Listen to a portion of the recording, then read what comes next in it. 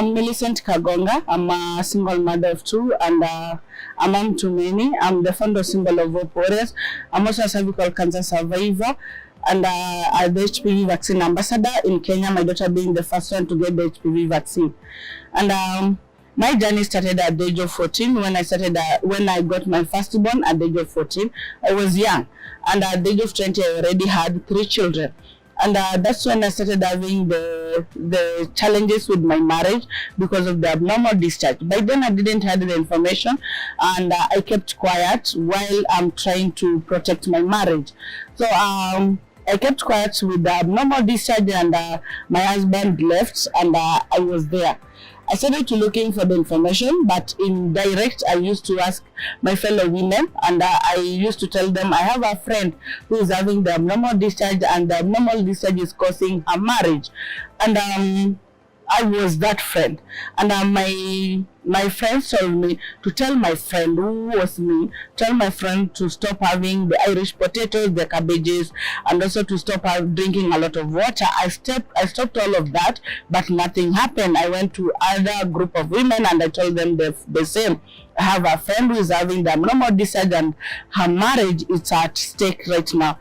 And my fellow other women told me to tell my friend who was me to go and seek for traditional medicine, and also to go and seek for the spiritual help. I did that, and again nothing helped, nothing changed. I continued having the abnormal discharge to an extent that I was using the sanitary towels, and since where I used to live, getting the sanitary towels was a challenge. I used to use the rags, and the reason why I kept quiet, it's by then in my community, talking about anything below the belt was like a taboo. So it was like challenging to tell someone I'm having the abnormal discharge. And now my marriage was my husband, I was not on my marriage again. I was just alone thinking about my life. And in 2015, I saw a lady on television talking about signs and symptoms of cervical cancer. And that is when I took a challenge and I took a step to tell my employee, I was a house girl, to tell my employee I'm the one who has been going through these challenges. And the same day, my employee advised me to go to the hospital immediately to seek for the help. I went to the first facility, and I was told I'm too young. By then, the guideline of cervical cancer screening was between 35 years and above, and I was 25 years. So I went to that facility. I was told I'm having the infection, and I was given the antibiotics. I used the antibiotics for 1 week, but nothing changed. I went to the pharmacy. I bought the same antibiotics, and nothing changed. So I went to another facility and insisted for them to do the cervical cancer screening. And that's when I was diagnosed with cervical cancer, and by then the emotion was very high because when I was told, I'm sorry Milicent, you're having cervical cancer advanced stage, I thought of killing myself because I never knew. Though I was going through the symptoms and I already saw someone on television, but I was not ready for the information that you are having cervical cancer. So when I was told I'm having it is positive, I thought of like dying and ending it all, because for me in my community by then we knew that sickness, these are chronic illness. It was meant for some category of people, not for us people who are struggling. Because by then, those people who are poor, when they got sick, when they go to the facility, they were told that when they get die. In my community, but then we thought it is like witchcraft. And that's when we had in our mind that we can't have this chronic illness.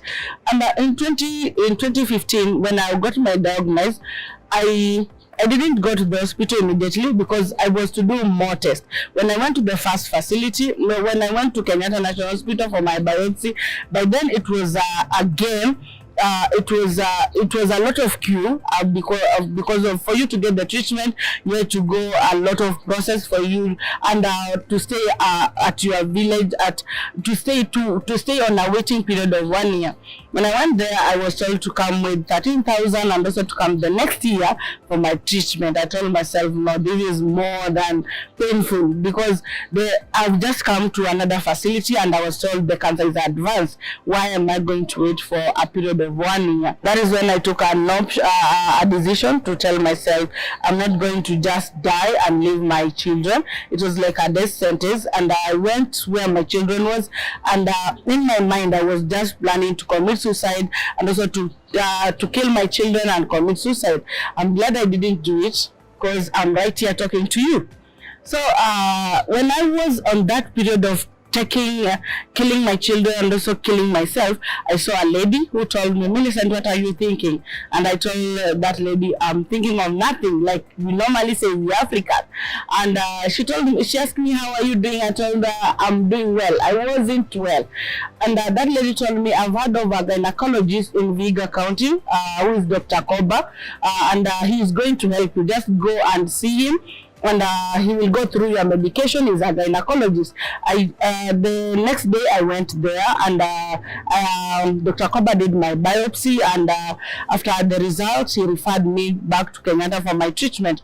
And I started my treatment in 2017. That's when I did my cancer treatment at Kenyatta National Hospital. The doctor told me to do radiotherapy, chemotherapy, 25 cycles of radiotherapy, 6 cycles of chemotherapy, and 3 cycles of brachytherapy. For those who have gone through cervical cancer, they do understand about brachytherapy. We normally say it is a little bit the painful treatment that we have done in this journey of cervical cancer. So I went to Kenyatta Hospital. I did my treatment in 2017, and the journey was difficult. Because of by then my insurance paid almost 70% of my treatment, and in 2017 alone I got 17 pints of blood because of heavy bleeding. And also after the chemo treatment, I was when I go back for my blood works, I used to get my blood is a little bit low. So I was admitted from several facilities for me to do the blood transfusion.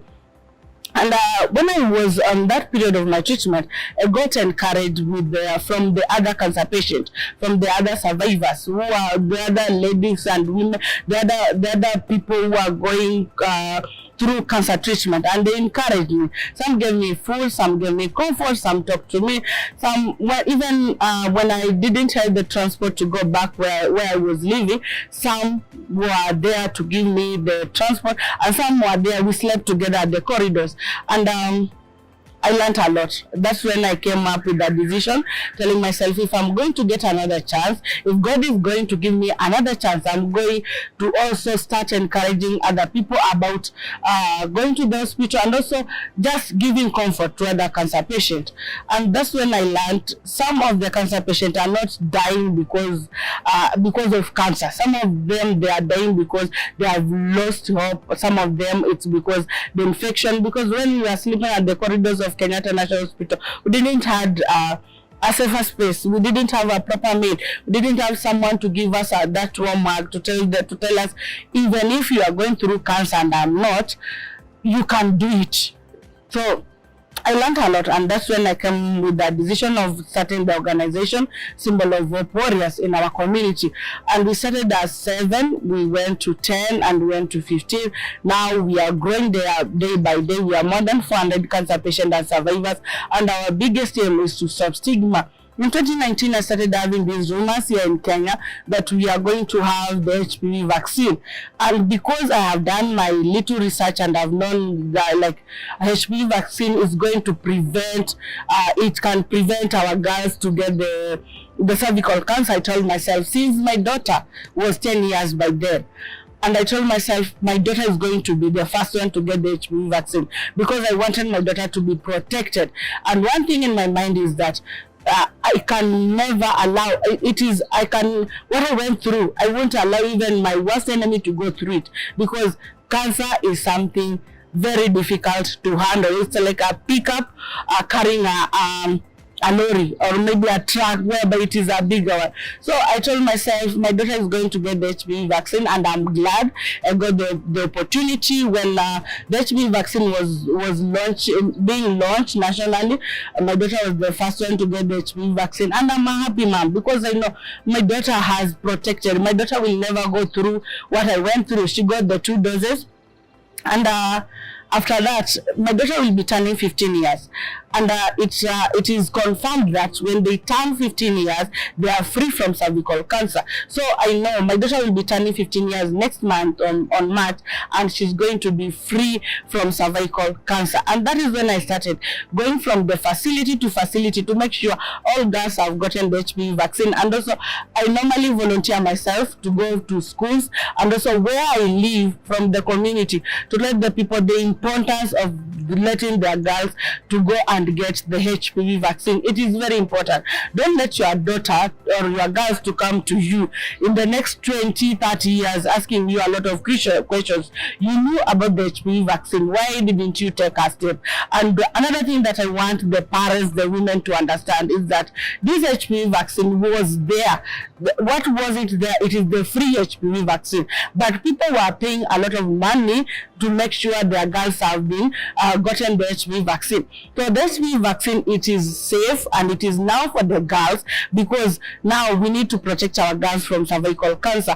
And maybe in future we are going to have the HPV for the boys, but now it is for the girls. If you have a girl in your house between 10 to 14 years, make sure you have protected that girl. Make sure you have protected your daughter, because going through the treatment is something else. And as we say, prevention is better than cure. For me myself, I went through cancer and my daughter has been protected from cervical cancer. What about your girls? What about your daughters? Have you taken a step?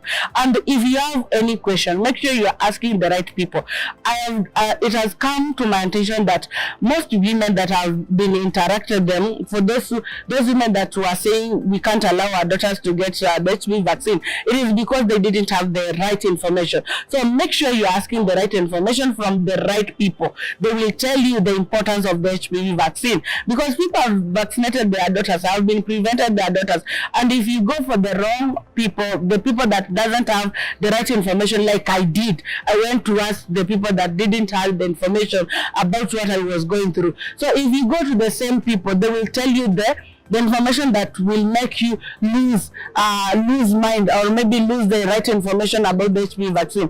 So make sure you have protected your daughter from the HPV viruses by vaccinating them from cervical cancer. Conception that I've had, it is about if you vaccinate your girls, if you give your girls the HPV vaccine, it is their family planning. I think that is what I have had. It is like giving your girls the family planning. But I'm here to tell you that the HPV vaccine, it is not a family planning.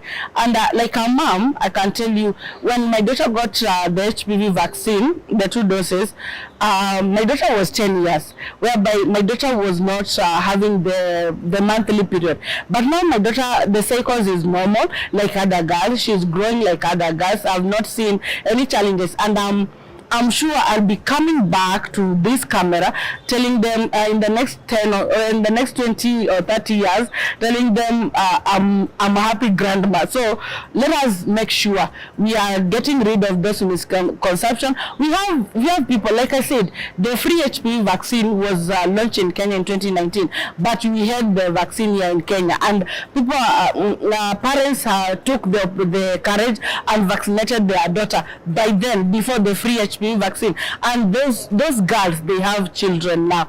Those girls, they are married, they are happily married, and they have children. So just make sure you are taking the opportunity, because if you don't take the opportunity, in the next future, the HPV vaccine will be paid for.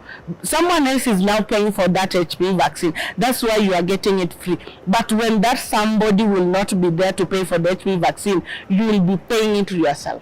So together we can work together as we eliminate cervical cancer by giving our girls the HPV vaccine. It is safe and it is for girls, and if your girls have been vaccinated, they will be free from getting cervical cancer, one day at a time. And as together we are working together to eliminate cervical cancer, I wish all the parents, all the guidance to take this step and make sure your girls will never go through what I'm going through right now, and no woman should die or be stigmatized of cervical cancer.